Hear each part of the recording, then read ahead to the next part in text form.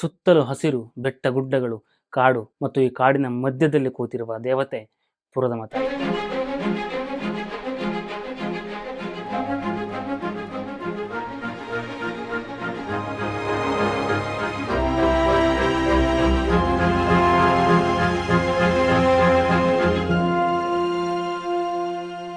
Zero ಇದ್ದೆ ಇವತ್ತು ನನ್ನ ಪುರದಮ್ಮ ಎಲ್ಲದನ್ನು ಕೊಟ್ಟಿದೆ. ಹೊಟ್ಟೆ, ಬಟ್ಟೆ, ನೀರು, ಅನ್ನ, ಆಸ್ತಿ ಎಲ್ಲ ಕೊಟ್ಟಿದೆ. ದೇವರಿಂದ ಆಶೀರ್ವಾದ ತಾಣಕ್ಕೆ ಅಂತ ಬಂದಿದ್ದೀವಿ. ನಂಬಿಕೆ ಇದೆ ಸರ್. ಸುಮಾರು 200 ವರ್ಷಗಳ ಇತಿಹಾಸ ಇರತಕ್ಕಂಥ ಒಂದು ದೇವಸ್ಥಾನ ಇದು. ಇತ್ತೀಚೆಗಷ್ಟೇ ಮುಜರಾಯಿ ಇಲಾಖೆ ಇದನ್ನು ತನ್ನ ತೆಕ್ಕೆಗೆ ತಗೊಂತು.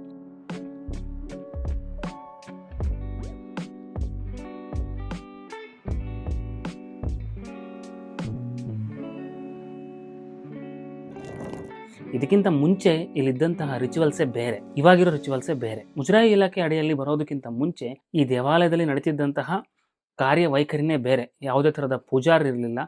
ಡೈರೆಕ್ಟ್ ಗರ್ಭಗುಡಿ ಒಳಗಡೆ ಪ್ರತಿಯೊಬ್ಬರು ಹೋಗಿ ಪೂಜೆ ಮಾಡ್ಕೊಂಡು ಬರ್ತಿದ್ರು. ಆದರೆ ಇವಾಗ ಮುಜರಾಯಿ ಇಲಾಖೆ ಅಡಿಗೆಯಲ್ಲಿ ಬಂದ ಮೇಲೆ ಆ ಥರದನ್ನು ನಿಲ್ಲಿಸಿದ್ದಾರೆ.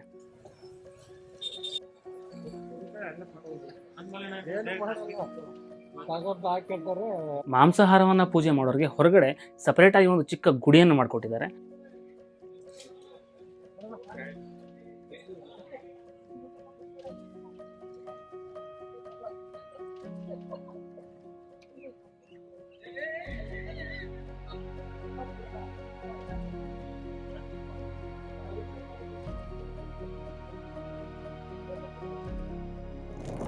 ಇನ್ನು ಉಳಿದವ್ರಿಗೆಲ್ಲರಿಗೂ ದರ್ಶನಕ್ಕೆ ಅಂತ ಮೂಲಸ್ಥಾನದ ದೇವತೆಗೆ ದರ್ಶನಕ್ಕಂತ ಕ್ಯೂ ಸಿಸ್ಟಮ್ನ ಮಾಡಿದ್ದಾರೆ.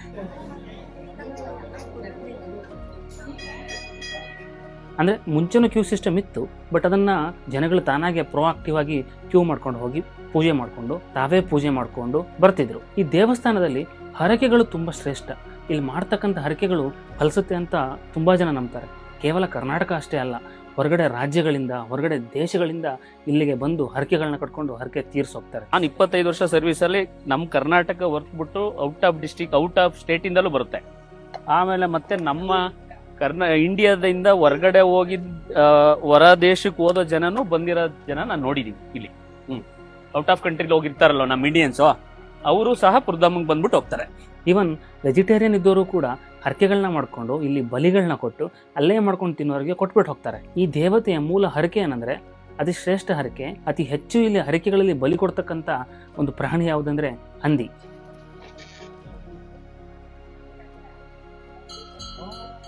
ಅದು ಬಿಟ್ರೆ ಕುರಿ, ಕೋಳಿಗಳನ್ನ ಕೊಡ್ತಾರೆ.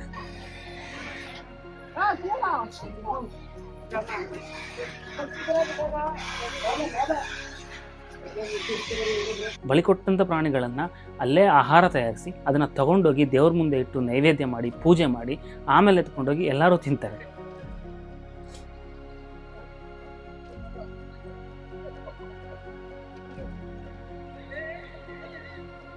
ಅಂಡ್ ಇಲ್ಲಿ ಮಾಡ್ತಕ್ಕಂಥ ಹರಕೆಗಳು ತುಂಬ ಸ್ಟ್ರಾಂಗ್ ಆಗಿ ಫಲಿಸುತ್ತೆ ಅನ್ನೋದು ತುಂಬ ಜನರ ನಂಬಿಕೆ. ಸುತ್ತಮುತ್ತ ಹಳ್ಳಿಗಳಷ್ಟೇ ಅಲ್ಲ, ಪ್ರಪಂಚದ ಮೂಲೆಗಳಿಂದ ಇಲ್ಲಿಗೆ ಬರ್ತಾರೆ. ನನ್ನ ಎಕ್ಸ್ಪೀರಿಯನ್ಸ್ ನಾನು ನೋಡಿದ ಮಟ್ಟಿಗೆ ಇದು ಹಾಸನದಲ್ಲಿದ್ದರೂ ಕೂಡ ಅತಿ ಹೆಚ್ಚು ಜನ ಬೆಂಗಳೂರು, ಮೈಸೂರು ಕಡೆಯಿಂದ ಬರ್ತಾರೆ. ಈಗ ಸದ್ಯದ ಪರಿಸ್ಥಿತಿಯಲ್ಲಿ ಆ ದೇವಸ್ಥಾನದ ಸುತ್ತಮುತ್ತಲಿನ ಜನರ ಕೊರಗೆ ಏನಂದರೆ ಸರಿಯಾದ ರಸ್ತೆಗಳಿಲ್ಲ, ಅಲ್ಲಿ ಬರ್ತಕ್ಕಂಥ ಹೆಣ್ಣು ಮಕ್ಕಳಿಗೆ ಸರಿಯಾದ ಶೌಚಾಲಯಗಳಿಲ್ಲ, ವಾಶ್ರೂಮ್ ಕೊರತೆ ಇದೆ ಅನ್ನೋದು. ಇಲ್ಲಿ ಹೊರಗಡೆ ಕೆಲಸಗಳು ಆಗ್ಬೇಕಷ್ಟೇ ಜನಗಳಿಗೆ. ಕೆಲಸ ಅಂದ್ರೆ ನೀರಿನ ವ್ಯವಸ್ಥೆ ಆಗಬೇಕು, ನೀರಿನ ವ್ಯವಸ್ಥೆ ಇಲ್ಲ. ರೋಡ್ ವ್ಯವಸ್ಥೆ ಆಗಬೇಕು, ಆಮೇಲೆ ಸುಜಿಸ್ತವಾಗಿ ಟಾಯ್ಲೆಟ್ ವ್ಯವಸ್ಥೆ ಆಗಬೇಕು. ಟಾಯ್ಲೆಟ್ ಇಲ್ಲ ಹೆಣ್ಮಕ್ಳಿಗೆ, ಅವಾಗ ಅಲ್ಲೆಲ್ಲೇ ವೇಸ್ಟೇಜ್ ಎಲ್ಲ ಬಿಸಾಕ್ತಾ ಇರ್ತಾರೆ. ಅದೆಲ್ಲ ನೀಟಾಗಿ ಕೆಲಸ ಆಗಬೇಕು. ಅದೇ ಗೌರ್ಮೆಂಟಿಂದ ರೋಡ್ ಆಗಬೇಕು, ನೀರು ಆಗಬೇಕು ಜನಗಳಿಗೆ. ಹೆಣ್ಮಕ್ಳಿಗೆ ವಾಶ್ರೂಮ್ ಬೇಕು, ಮೊದಲನಾಗಿ ವಾಶ್ರೂಮ್ ಬೇಕು. ವಾಶ್ರೂಮು ಒಳ್ಳೇದಿಲ್ಲ. ಮುಂಚೆನೆ ಚೆನ್ನಾಗಿತ್ತು, ಮುದ್ರಾ ಇಲಾಖೆ ಇದ್ಮೇಲೆ ಕಮ್ಮಿ. ಸಿಸ್ಟಮ್ಗಳು ಒಳಗಡೆ ಹೋಗಂಗಿಲ್ಲ, ದೇವ್ರು ನೋಡಂಗಿಲ್ಲ, ಹೂ ಕೇಳಂಗಿಲ್ಲ. ರೋಡ್ ಎಲ್ಲ ಖರಾಬ್ ಇದ್ದೋಗಿತ್ತು, ಯಾರು ಮಾಡೋರಿಲ್ಲ. ಬರೀ ಡಬ್ಬಿಗಳಿಗೆ ದುಡ್ಡು ತಗೋರು. ತಿಂಗಳಿಗೆ ಒಂದು 34-40 ಲಕ್ಷ ಬರ್ತಾರೆ. ಅದೇನೋ ಇಂಪ್ರೂವ್ಮೆಂಟ್ ಮಾಡಲ್ಲ, ಬರೀ ದುಡ್ಡು ತಗೋದು, ಬರೀ ಇದು ಮಾಡೋದು. ಎಷ್ಟೋ ಜನ ವರ್ಷಾಂಗಟ್ಲೆಯಿಂದ ತಮ್ಮ ಜೀವನವನ್ನು ಕಟ್ಕೊಂಡ್ ಬಂದಿದ್ದಾರೆ ಇದೊಂದೇ ದೇವಸ್ಥಾನದಿಂದ. ಅದರಲ್ಲಿ ಒಬ್ರು ಈ ಬೀಡ ಅಂಗಡಿಯವರು. ನಾನು 25 ವರ್ಷ ಆಯ್ತಣ್ಣ ಬೀಡ ಅಂಗಡಿ ಸ್ಟಾರ್ಟ್ ಮಾಡಿ. ನನ್ನ ಅನಿಸಿಕೆ, ನಾನು 25 ವರ್ಷ ಸರ್ವಿಸಲ್ಲಿ ನಮ್ಮ ಕರ್ನಾಟಕ ಬಿಟ್ಟು out of district, out of ಸ್ಟೇಟಿಂದಲೂ ಬರುತ್ತೆ. ಆಮೇಲೆ ಮತ್ತೆ ನಮ್ಮ ಇಂಡಿಯಾದಿಂದ ಹೊರಗಡೆ ಹೊರ ದೇಶಕ್ಕೆ ಹೋದೋ ಜನನು ಬಂದಿರೋ ಜನ ನಾನು ನೋಡಿದೀನಿ ಇಲ್ಲಿ. ಔಟ್ ಆಫ್ ಕಂಟ್ರಿಲಿ ಹೋಗಿರ್ತಾರಲ್ಲ ನಮ್ಮ ಇಂಡಿಯನ್ಸು, ಅವರು ಸಹ ಪುರದಮ್ಮಂಗೆ ಬಂದ್ಬಿಟ್ಟು ಹೋಗ್ತಾರೆ. ಅವ್ರವ್ರ ನಂಬಿಕೆ, ಅವ್ರವ್ರ ಕೆಲಸಗಳು ಆಗ್ತವೆ, ದೇವ್ರು ನಂಬಿರ್ತಾರೆ. ಬಂದು ಮುಗಿಸ್ಕೊಟ್ಟು ಹೋಗ್ತಾರೆ. ಅವರವರ ಇದ್ರ ವ್ಯವಸ್ಥಿತ್ವ ತಕ್ಕನಾಗಿ ಮಾಡ್ಕೊಂಡು ಹೋಗ್ತಾರೆ. ಅವ್ರ ಕೆಲಸ ಏನೇನಾಗಬೇಕು. ವ್ಯಾಪಾರ ನಾನು ಚೆನ್ನಾಗಿದೆಯಣ್ಣ, 25 ವರ್ಷದಿಂದ ಜನಕ್ಕೆ ಸರ್ವಿಸ್ ಕೊಡ್ತಾ ಇದ್ದೀನಿ. ನನ್ನ ಹೆಸರು ಶೇಖರ್ ಅಂತೇಳಿ, ಗೆಸ್ಟ್ ಲೈನ್ ಬೀಡಾ ಸ್ಟಾಲ್ ಅಂತೇಳಿ. ನಾನು ಮುಂಚೆ ಆರ್ಡಿನರಿ ಬೀಡ ಆಗ್ತಾ ಇದ್ದೆ, ಈಗೆಲ್ಲ ಡ್ರೈ ಫ್ರೂಟ್ಸ್ ಬೀಡ ಆಗ್ತಾ ಇದ್ದೀನಿ. ಡ್ರೈ ಫ್ರೂಟ್ಸ್ ಬೀಡ ಹಾಕ್ಬಿಟ್ಟು ಜನಕ್ಕೆ ಏನೇನು ಬೇಕು ಅದನ್ನ ವ್ಯವಸ್ಥಿತವಾಗಿ ಕೊಡ್ತಾ ಇದ್ದೀನಿ. 25 ವರ್ಷದಿಂದ ಕಸ್ಟಮರ್ ಇದ್ದಾರೆ ನನಗೆ. ನಾನದೇ ಆದಂತ ಸರ್ವಿಸ್ ಕೊಡ್ತಾ ಇದ್ದೀನಿ ಜನಗಳಿಗೆ. ಸಂತೋಷವಾಗಿದ್ದೀನಿ. ನಾನು ಜೀರೋ ಇದ್ದೆ, ಇವತ್ತು ನನ್ನ ಪುರದಮ್ಮ ಎಲ್ಲದನ್ನು ಕೊಟ್ಟಿದೆ. ಬಟ್ಟೆ ನೀರು, ಅನ್ನ, ಆಸ್ತಿ ಎಲ್ಲ ಕೊಟ್ಟಿದೆ. 4 ವರ್ಷ ಆಯ್ತಣ್ಣ. ಆಸ್ತಿ ಎಲ್ಲ ಕೊಟ್ಟಿದೆ.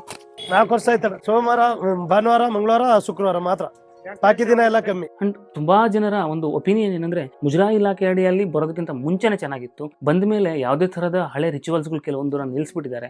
ಬರೀ ಬರ್ತಾರೆ, ಬಂದ್ಬಿಟ್ಟು ಹುಂಡಿ ಹಣನ ಎತ್ಕೊಂಡು ಹೋಗ್ತಾರೆ, ಅದ್ ಬಿಟ್ರೆ ಡೆವಲಪ್ಮೆಂಟ್ ಕೆಲಸಗಳು ಏನೂ ಮಾಡಲ್ಲ ಅನ್ನೋದು ಕೆಲವೊಬ್ಬರ ಕಂಪ್ಲೇಂಟ್. ಮುಂಚೆನೆ ಚೆನ್ನಾಗಿತ್ತು, ಮುಜರಾಯಿ ಇಲಾಖೆ ಇದ್ಮೇಲೆ ಕಮ್ಮಿ.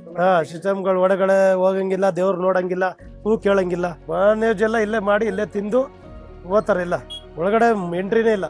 ಎಲ್ಲ ಒಳಗಡೆನೆ ಎಲ್ಲ ಬಲಿ ಕೊಡೋದು, ಎಡೆ ಕೊಡೋದು, ಪೂಜೆ ಮಾಡೋದೆಲ್ಲ ಒಂದೇ ತಾವಿತ್ತು.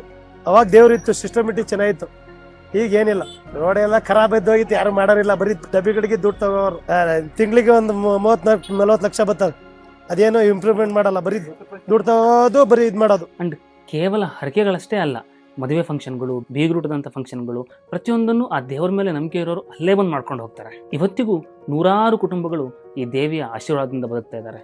ಸುತ್ತಮುತ್ತ ಹಳ್ಳಿಗಳಷ್ಟೇ ಅಲ್ಲ, ಆ ದೇವಾಲಯದ ಸುತ್ತ ಇರತಕ್ಕಂತಹ ಊಟದ ಹಾಲ್ಗಳಾಗಿರ್ಬೋದು, ಸಣ್ಣ ಸಣ್ಣ ಅಂಗಡಿಗಳಾಗಿರ್ಬೋದು, ಎಲ್ಲರೂ ಇವತ್ತು ಚೆನ್ನಾಗಿದ್ದಾರೆ ಅಂದರೆ ಆ ದೇವಿಯ ಮಹಿಮೆಯ ಕಾರಣ. ಬೆಳವಾಡಿ ನಮ್ದು ದೇವ್ರ ಸ್ಥಳಕ್ಕೆ ಬಂದಿದ್ದೀವಿ. ದೇವರಿಂದ ಆಶೀರ್ವಾದ ತಾಣಕ್ಕೆ ಅಂತ ಬಂದಿದ್ದೀವಿ. ನಂಬಿಕೆ ಇದೆ ಸರ್. ಆರಕೆ ಎಲ್ಲ ಮಾಡ್ತಾ ಇರ್ತೀವಿ ನಾವು. ಅರ್ಕೆನೂ ಮಾಡ್ತೀವಿ, ಎಲ್ಲ ಮಾಡ್ತೀವಿ. ಅಲ್ಲಿನ ಸ್ಥಳೀಯರು ಹೇಳೋದೇನೆಂದರೆ, ದೇವಿಯನ್ನು ನಂಬಿ ಕೆಟ್ಟೋರಿಲ್ಲ ಅಂತ. ಈಗಲೂ ಕೂಡ ಹೊರಗಡೆ ಪೂಜೆ ಮಾಡಲಿಕ್ಕೆ ಅಂತ ಸಪ್ರೇಟ್ ಆದ ಜಾಗವನ್ನು ಭಕ್ತಾದಿಗಳಿಗೆ ಅಂತಲೇ ಬಿಟ್ಬಿಟ್ಟಿದ್ದಾರೆ. ಅಲ್ಲಿ ನಾವೇ ಹೋಗಿ ಉರ್ಗಡ್ಡಿಯನ್ನು ಕಚ್ಚೋದಾಗಲಿ, ಕರ್ಪೂರಗಳನ್ನ ಕಚ್ಚೋದಾಗಲಿ ಮಾಡಿಬಿಟ್ಟು ಬರ್ಬೋದು.